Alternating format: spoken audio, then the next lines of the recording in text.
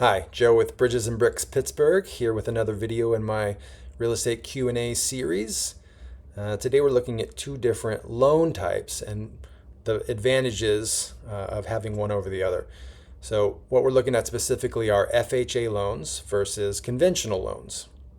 So conventional loan, you may have heard of that more often than FHA, but we'll just break that down. Conventional is a traditional loan. It takes a little more to qualify for that, a little higher credit score, a few other conditions, whereas an FHA, more geared towards a first-time home buyer, a little less strict to be approved for that loan.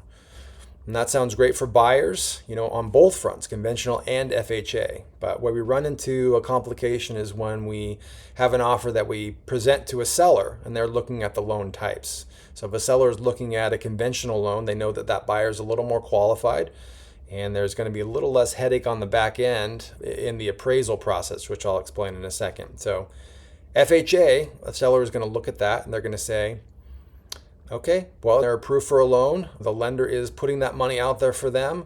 Great. However, on the back end, there are a few different restrictions that FHA carries, and that is an FHA appraisal, which is different than a standard appraisal. In the FHA appraisal, they're looking for safety issues and peeling paint. They are a bit more strict even with newer houses. A conventional appraisal is different in the way that they're just looking to assess value, whereas the FHA appraisal, the seller may be required to make some fixes for the loan to go through.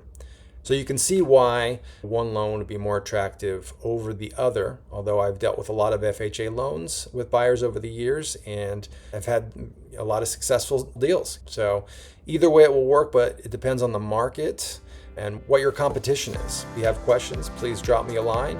Hope you like these videos. Please subscribe to my channel and like the video if you do, and look out for more.